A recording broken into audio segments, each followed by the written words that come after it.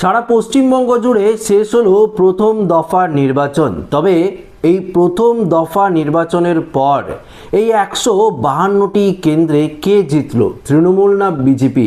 এই মুহূর্তে সমীক্ষার ফলাফলই বা কি জানানো হলো, আসুন আপনাদেরকে এই ভিডিওতে একদম বিস্তারিতভাবে জানিয়ে দেব।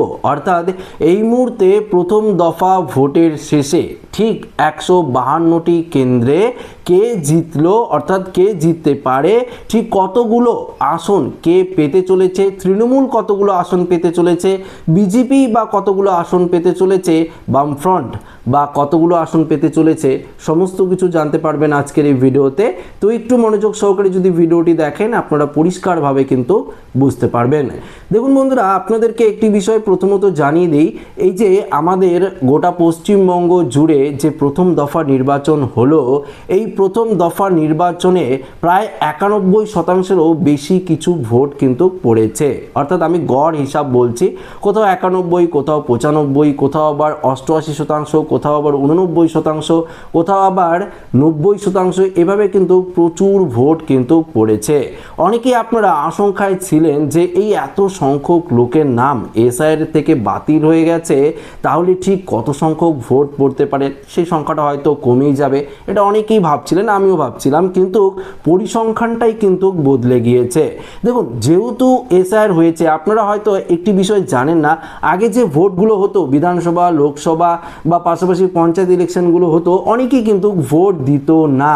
কিন্তু এই এসআইআর হওয়ার পর দূর দূরান্ত থেকে পরিযায়ী শ্রমিকরা থেকে শুরু করে সবাই, প্রায় সবাই কিন্তু এসে এই বিধানসভা নির্বাচনটি কিন্তু দিয়েছে। তাই এই ভোটের যে ফলাফল সেটা কিন্তু একটা বড়সড় আকার ধারণ করতে পারে। হাড্ডাহাড্ডি লড়াই চলছে তৃণমূল এবং বিজেপির মধ্যে। তবে ঠিক এই 152টি বিধানসভা কেন্দ্রে ভোট গ্রহণ হলো, সেই ভোট গ্রহণে 152টি বিধানসভা কেন্দ্রের মধ্যে তৃণমূল কতগুলো পেতে পারে, বিজেপি বা কতগুলো পেতে পারে, আসুন সেই পরিসংখ্যান নিয়ে একটু ডিসকাস করি, তাহলে আপনারা পরিষ্কারভাবে কিন্তু বুঝতে পারবেন। দেখুন, এই মুহূর্তে আনন্দবাজার পত্রিকার মাধ্যমে একটি খবর প্রকাশিত হয়েছে, যেখানে পরিষ্কারভাবে কিন্তু বলেছে, দেখুন কি বলেছে, বারংবার বোঝাতে চান দল যে হিসাব কষেছিল সেই অনুযায়ী ভোট হয়েছে। দুই নেতাই দাবি করেছে তৃণমূলের ভোট শতাংশ এবং আসন দুইই কিন্তু বাড়বে। দেখুন কি বলেছে বিষয়টা, কুল ছাপানো ভোটের হার হিসাবে অভিমুখ নিয়ে যখন জল্পনা তুঙ্গে, তখন তৃণমূল দাবি করলো তার সরকার গড়ার কাছাকাছি সংখ্যায় ইতিমধ্যে কিন্তু পৌঁছে গিয়েছে। অর্থাৎ তারা দাবি করেছে, কারা? তৃণমূল সরকার দাবি করেছে তারা সরকার গঠন করার যে সংখ্যাটা সেটার কিন্তু কাছাকাছি পৌঁছে গিয়েছে। দ্বিতীয় দফার ভোট হবে শাসক দলের ঘাঁটি বলে পরিচিত দক্ষিণবঙ্গে, সেই সংখ্যা যোগ দেওয়ার পর বিজেপি দুর্মুষ হয়ে যাবে। প্রথম দফায় বৃহস্পতিবার রাজ্যের 152টি আসনে ভোট গ্রহণ হয়েছে। সন্ধ্যে 6টার পর তৃণমূলের তরফে কুণাল ঘোষ এবং রাজ্যের মন্ত্রী বার্ত বসু দাবি করেন খুব কম করে হলেও 152টি আসনের মধ্যে 125টি আসন জিততে চলেছে তৃণমূল কংগ্রেস। কে দাবি করেছে? কুণাল ঘোষ এবং রাজ্যের মন্ত্রী বার্ত বসু। দেখুন, এই সংখ্যা বেড়ে 135 থেকে 37ও কিন্তু হতে পারে। শুধু তাই নয়, কুণালের এও দাবি যা ভোট হয়েছে তাতে নন্দীগ্রামে বিরোধী দলনেতা শুভেন্দু অধিকারী কিন্তু হারতে চলেছে। কুণালের কথায় উনি ভবানীপুরেও হারবেন, নন্দীগ্রামেও হারবেন। উক্ত প্রাক্তন বিধায়ক কিন্তু হতে চলেছে। ঘটনাচক্রে প্রথম দফার ভোটে কুণাল যেমন দাবি করেছিলেন তৃণমূল কম করে 125টি আসন পাবে, তেমনও শুভেন্দুও কিন্তু দাবি করেছেন বিজেপি পাবে 125টি আসন। বৃহস্পতিবার বিকালে বউবাজার ব্যাংক অফ ইন্ডিয়ার মোড়ে চৌরঙ্গীর তৃণমূল প্রার্থী নয়না বন্দ্যোপাধ্যায় এবং এটলির তৃণমূল প্রার্থী সন্দীপন সাহার সমর্থনে জনসভা করেন তৃণমূল মুখ্যমন্ত্রী মমতা বন্দ্যোপাধ্যায়। সেই সভা থেকেই বলেন, আমি যদি মানুষের নাড়ি বুঝতে পারি তবে আপনাদের বলি, আমরা ইতিমধ্যেই চালকের স্থানে আসনে বসে আছি। তিনি আরও বলেন, এবার প্রত্যেকের ভোট দিয়েছেন কারণ কেউ কোনো ঝুঁকি নিতে নারাজ ছিলেন না, যেহেতু অসংখ্য মানুষের নাম নির্মমভাবে বাদ দেওয়া হয়েছে এসআইআরে, তাই আমি চাই ভোট গণনাও যাতে সঠিকভাবে হয়। হ্যাঁ বন্ধুরা, দেখুন এবারের যে ইলেকশনটা হলো প্রথম দফার, সেটা কিন্তু একটা বড়সড় হাড্ডাহাড্ডি লড়াই হচ্ছে।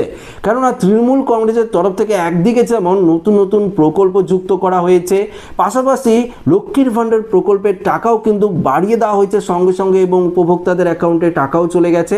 অন্যদিকে বিজেপিও প্রতিশ্রুতি দিয়েছে লক্ষ্মীর ভাণ্ডার প্রকল্পের টাকা কিন্তু তারা এক ধাক্কায় 3,000 টাকা করে দেবে।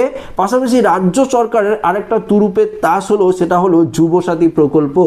যুবকদের ভোট ক্যাপচার করার জন্য যুবসাথী প্রকল্প চালু করা হয়েছে এবং সেই প্রকল্পের সুবিধার যে টাকা সেটাও কিন্তু প্রত্যেকের অ্যাকাউন্টে পাঠিয়ে দেওয়া হয়েছে। আবার অন্যদিকে বিজেপিও কিন্তু যুবসাথী প্রকল্পের যেটা রয়েছে যুবশক্তি তারা নাম দিয়েছে এবং লক্ষ্মীর ভাণ্ডারটা অন্নপূর্ণা ভাণ্ডার নামে নাম দিয়েছে। তবে এই যুবসাথী যে প্রকল্প রয়েছে বিজেপির তরফ থেকে বলা হয়েছে তারাও নাকি 3,000 টাকা করে দেবে। তাই একদিকে যেমন প্রকল্পগুলির জন্য হাড্ডাহাড্ডি লড়াই চলছে, অন্যদিকে চলছে এসআইআর এর সমস্যা। দেখুন এসআইআরে যে 91 লক্ষ ভোটারের নাম বাতিল হয়েছে, সেই 91 লক্ষ ভোটার যারা বাতিল হয়েছে তার মধ্যে হিন্দুদের নামে কিন্তু প্রচুর পরিমাণে বাতিল হয়েছে। তাই হিন্দুরাও যে ভোট, সেই ভোট কিন্তু অনেকটাই তৃণমূলের কাছে পড়তে চলেছে। মুসলিমদের ভোটও তৃণমূলের কাছেই পড়বে। পাশাপাশি দেখুন বিজেপিও একদিকে যেমন ভোট পাচ্ছে, তৃণমূলও কিন্তু ভোট পাচ্ছে। কিন্তু এখানে কিন্তু হলো এসআইআরটা। এসআইআরে যেহেতু প্রচুর লোকের নাম বাতিল হয়েছে, বিজেপি অনেকেই সাধারণ মানুষ বলছে এটা নাকি বিজেপির একটা কারসাজি। যেমনটা মুখ্যমন্ত্রী মমতা বন্দ্যোপাধ্যায় বলে বিজেপির কারসাজি করে নাকি এই সমস্ত নাম বাতিল দিয়েছে বা বাদ গিয়েছে। তাই দেখুন অনেকেই গ্রাম অঞ্চলের যারা লোক রয়েছে সাধারণ, তারা তো বলছেই বা বুঝতেই পারছে তাদের নাম কেন এসআর থেকে বাতিল হলো। মুখ্যমন্ত্রী মমতা ব্যানার্জির কারণেই এই ট্রাইব্যুনাল হচ্ছে, ট্রাইব্যুনালের নাম নিষ্পত্তি হচ্ছে, সুপ্রিম কোর্ট রায় দিয়েছে, এটা অনেকেই বলছে। তবে দেখুন এই কারণে তৃণমূলের আসন সংখ্যাও কিন্তু অনেকটা বাড়তে পারে। আলিপুরদুয়ার, কোচবিহারও কিন্তু তৃণমূল এক ধাক্কায় অনেকটা ভোটে কিন্তু জিতে যেতে পারে। তাই এটা কিন্তু সমীক্ষার একটা ফলাফল বলছে। দেখুন এখানে বিষয়টা আপনাদেরকে আরও বেশ কিছু গুরুত্বপূর্ণ ইনফরমেশন দিচ্ছি। কি কারণে তৃণমূল এমন দাবি করেছে, তৃণমূলের মুখপাত্র কুণালের কথায় আমরা জিততাম বিপুল, অর্থাৎ আমরা জানতাম বিপুল ভোট পড়বে, কারণ এসআইআরে যেমন মৃত এবং স্থানান্তরিত ভোটারের নাম বাদ দিয়েছে, তেমনি বহু বৈধ নাগরিকও ভোটের বাইরে রাখা হয়েছে, যার কারণে ফলে যাদের নাম বাদ গেছে তারা চক্রান্তের বিরুদ্ধে ভোট দিয়েছেন। বিপুল সংখ্যক মহিলা ভোট দিয়েছেন। যে সমর্থন মমতা বন্দ্যোপাধ্যায়ের দিকে গিয়েছে, বিজেপির কোমর ভেঙে গিয়েছে। তিনি আরও বলেন বিজেপির নানান সংখ্যা বলে ধারণা তৈরি করতে চাইছে, ওদের কর্মীদের মনোবল ধরে রাখতে চাইছে। 4 তারিখেই কিন্তু আপনারা মিলিয়ে দেখবেন। এটা কিন্তু কুণাল ঘোষ, তৃণমূলের কুণাল ঘোষ কিন্তু তিনি বক্তব্য করেছে। কোনো সরকার দীর্ঘদিন ক্ষমতায় থাকলে গণতন্ত্র সেই সরকারের বিরুদ্ধে স্থিতাবস্থা, বিরোধিতা তৈরি হওয়ার দস্তর। নির্বাচনী রাজনীতির সাধারণ ধারণা হলো ভোট বেশি পড়ার অর্থ স্থিতাবস্থা, বিরোধিতাকে প্রতিষ্ঠা করা, বদলের পক্ষে রায় দেওয়া। কিন্তু কয়েক মাস আগে হওয়া বিহারে এসআইআর এবং এখন সেখানকার নির্বাচনের উদাহরণ টেনে বার্তা বলেন, বিহারে এসআইআরের পরে দেখা গিয়েছিল বিপুল সংখ্যক মানুষ ভোট দিয়েছেন, কিন্তু সেখানে সরকারের প্রত্যাবর্তন হয়েছে। সেই অঙ্কেই পশ্চিমবাংলার মতো চতুর্থবার সরকার গড়তে চলেছে বলে দাবি করছেন শিক্ষামন্ত্রী কুণাল। এবং বারংবার বোঝাতে চেয়েছেন দল যে হিসাব কষেছিল সেই অনুযায়ী ভোট হয়েছে। দুই নেতাই দাবি করেছেন তৃণমূলের ভোট শতাংশ এবং আসন 2 বাড়বে। মিডিয়া বুরুজ থেকে বৃহস্পতিবার সন্ধ্যায় একই দাবি করেছেন তৃণমূলের সর্বভারতীয় সম্পাদক অভিষেক বন্দ্যোপাধ্যায়ও।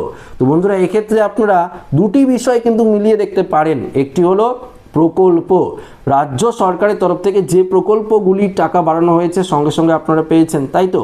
কিন্তু এক্ষেত্রে মুখ্যমন্ত্রী বলছে যে যেহেতু বিজেপি বলেছে, তারা সংকল্প করেছে, সংকল্প দিয়েছে এবং বলেছে অন্নপূর্ণা ভাণ্ডার চালু করবে।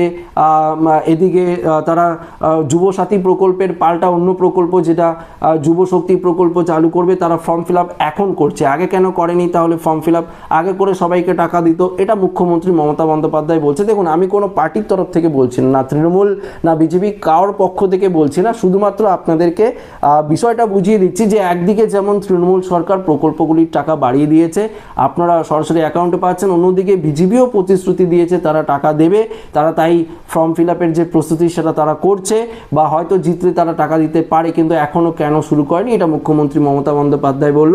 অন্যদিকে এসআইআরটা যে হয়েছে, এসআইআরের ফলে কিন্তু অনেকেই ভোট দিয়েছে, অনেকেই ভয় পেয়ে বা বাইরে থেকে এসে যদি এবার ভোট না দেয় তাহলে যদি নাম তাদের ভোটার লিস্ট থেকে কেটে না হয়, এই ভেবে অনেকেই কিন্তু ভোট দিয়েছে, তাই প্রচুর পরিমাণে ভোট পড়েছে এবার। তবে যদি সঠিকভাবে গণনা হয় তাহলে কিন্তু বোঝা যাবে কে কত আসন সংখ্যা পেল। তবে আপাতত তৃণমূল যেটা দাবি করছে 135 বা 125-এর মতো পেতে পারে, এদিকে বিজেপিও দাবি করছে 125 মতন তারা আসন সংখ্যা পেতে পারে। তবে আপনার কি মতামত, কে কত আসন সংখ্যা পেতে পারে যদি জানেন বা আপনার যদি কোনো মত হয়ে থাকে অবশ্যই কিন্তু কমেন্ট বক্সে কমেন্ট করে জানিয়ে দেবেন। এবং ভিডিওটি এখানে শেষ করছি, ভালো লাগলে লাইক করবেন, সাথে শেয়ার করবেন, নতুন থাকলে চ্যানেলটিকে সাবস্ক্রাইব করে আমাদের সঙ্গে জুড়ে থাকবেন। ধন্যবাদ।